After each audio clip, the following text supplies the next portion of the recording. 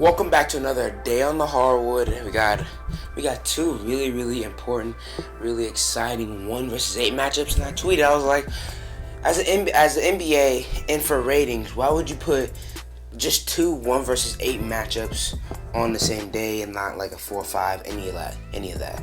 But it ended up working out because it was two really good games, and we're about to get into it right now. So if you like this type of content, like us up on the video if you haven't already. Let's get right into it.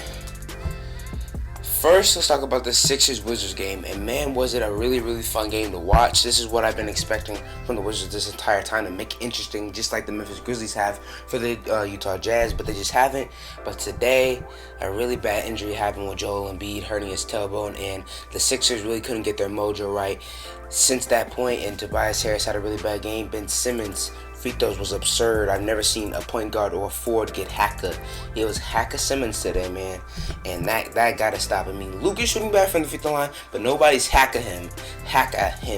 Like, nobody's Hack-A-Shacking him, bro. He was Hack-A-Simmons. That can't be the case. You can't be not a center on the court. Well, he was a center at the end of the game, which is pretty interesting. He was running small ball center at the end of the game because Mike Scott and Dwight Howard are like, they're so bad. Dwight Howard fouls every play, and Mike Scott is supposed to be basically like a stretch 4, stretch 5, and he can't hit a shot, and he's not a good rebounder either. And he's supposed to be this type of enforcer, but he always looks like he's just nonchalant out there, so I don't really know what he brings to the table.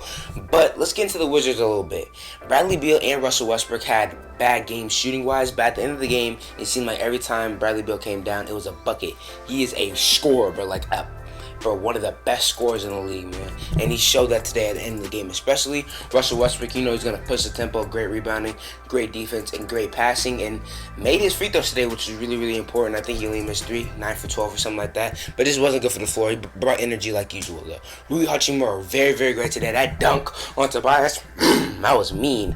A couple key three-pointers that he hit in the corner a couple times, and playing good defense out Tobias Harris today. Shout out to Rui Hachimura. I think he gets left out, and I forgot what draft class I think he was drafted.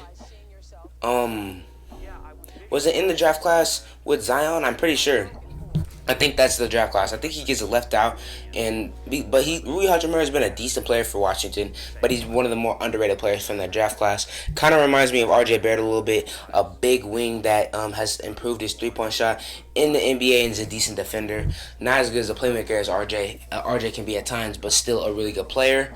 And Davis Bertans, before he got hurt, Lavian Laser was back in the building. He had been shooting pretty bad throughout the regular season and sometimes in the playoffs, but today he was on. Got the start he was on. And Daniel Gafford, one of the only great adjustments that Scott Brooks has made this whole entire year is putting Daniel Gafford in the starting lineup. I think he had 5 or 6 blocks. He was playing with all type of energy, scoring with need be, and he had a couple key putbacks in that game, and they were electric, man. Some electric dunks from Daniel Gafford. Shout out to him. That was a great piece that they got in that Nikola Vucevic trade.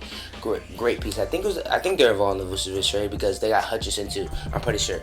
But man, all those players played really good for the Wizards, and shout out to Ish Smith as well. But I'm not sure if they can do this for another game, but maybe if Embiid is not playing in the next game, they have a chance, because man, the Sixers just look out of sorts without Embiid. Like, they couldn't get anything going. Ben Simmons wasn't aggressive today. I think he only had 3 assists, and like I said, Hack-A-Simmons today wasn't aggressive, and also that's because he got in foul trouble as well, so couldn't really get into a groove. Danny Green looked like he couldn't miss. Every time he put it up, it looked like it was in, so Danny Green was doing good today. Seth Curry didn't play at the end of the game, and I heard that he had a bad ankle, so that may have been the reason why. Tyrese Maxey played really good today, bro. Like, man, I love to see like the people from Dallas play good, especially like closer to my age. Like, he's like maybe 4 or 5 years older than him, and I like watched him play my high school like multiple times. So like, it's cool to see him do good in the league. It's really cool. That floater was on point. You know what I'm saying? Get to the basket with speed. He was going hard. He had one really important 3, one key basket, but it just wasn't enough, bro. And I can't tell you how bad Mike Scott and Dwight Howard were in this game. I can't tell you, because it always feel like Dwight Howard either fouls or is complaining about a foul every single time I watch him play. So, that's all Dwight Howard really does, and they need Joel Embiid, and it was more than I really thought. Although Joel Embiid is an MVP type candidate, they really they can't beat the Wizards without him. Even though I think they had a lead when Joel Embiid was in the game. Joel Embiid, like, he's so important. He got 2 quick fouls on 2 different centers. That's 4 fouls. They had to go to their third string center very, very early. Oh, and I didn't even talk about Robin Lopez. Robin Lopez and his hook shot was another reason why they were in the game in the first place. I think he hit like 5 or 6 hook shots today, bro. He was going insane, crazy. But my point was that Joel Embiid got 2 different big men and 2 fouls and foul trouble early in the first quarter, and that just affects people's game plan so much. And when that's not in the game anymore, Daniel Gafford could be energetic and play longer, and you don't have to put Alex Len in, you don't have to put Lopez in, and you do know Gafford can make those plays, get those blocks, bring that energy. But if Embiid's in the game, he might be closer to foul. Like I was saying, he might be closer to fouling out and can't bring that type of energy or defensive presence. But man, a really, really good win for the Wizards. Just prolong your season. Get a win. That's the big thing for 8 seed. Make it interesting. Get a win. In game 2 and game 3, it was just really, really bad, man. It was kind of embarrassing for the Washington Wizards in game 2 and game 3. But in game 4, they brought it, probably mostly because Embiid wasn't playing, but still. And also, I'm not gonna lie, the Wizards got a lot of very nice and very, very, very nice calls on their end of things, man. I'm not gonna lie to you, but hey, Bradley Beal did his thing. Gafford was big. Westbrook was energetic, and you got a dub. Shout out to the Wizards, man. Now let's get into the second game of the day, and that's the Grizzlies versus the Jazz, another 1-8 matchup. And these games are always close, but the Jazz are just a little too good for the Grizzlies. I'm not gonna lie to you. They try, they push, they always going on big runs, but it seems like the Jazz always come right back, and the run is just a little too big for the Grizzlies. And it really sucks because I want the Grizzlies to win so bad. I've been rooting for them. This is my second favorite team in the playoffs, was behind obviously my Mavs. Shout out to them. Obviously behind my Mavs, but still, man, like, it was really fun. It was really fun to watch this game. Another great game. Donovan Mitchell and Jordan Clarkson were huge in this game, bro. Like Jordan Clarkson in that third quarter was just hitting tough shot after tough bucket. I was like, you just gotta stop Clarkson. You got a game. And they could not stop Clarkson. Donovan Mitchell was big throughout the whole entire game. Although Rudy Gobert had his struggles in the first half, he came out in the second half, had 3 quick buckets. Kind of like what happened with Giannis Valanciunas and Taylor Jenkins. Probably made that adjustment at halftime in game 3. In game 4, Quinn Snyder probably made that adjustment, trying to get Rudy Gobert the ball early in the second half, and it worked to their benefit. The shooters weren't great. I'm not saying like they shot bad, but like Bogdanovich wasn't huge today. Ingles wasn't either, but Clarkson, Conley, and Mitchell were huge today, shot creating wise, especially Clarkson and Mitchell. The pick and roll was even great today, because Conley, Mitchell, and Clarkson were just that good shot creating.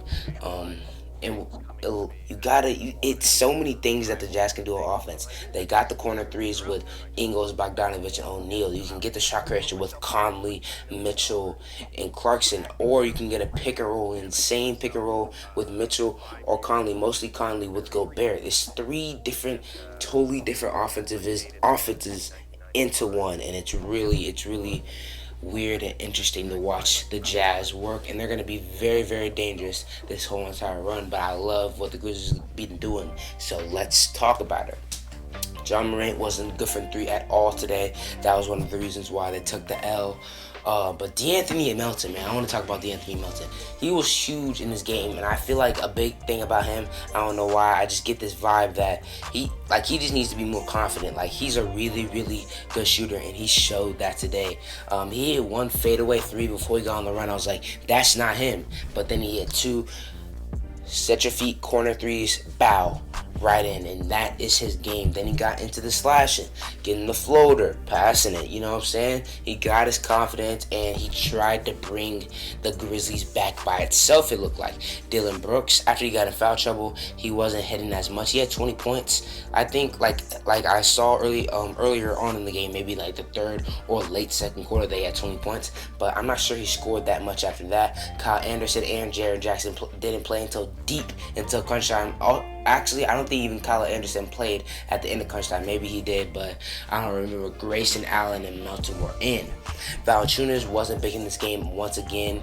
I think they need to feed him in the post more because although Rudy Gobert is a great defender, Valanciunas put that body in him.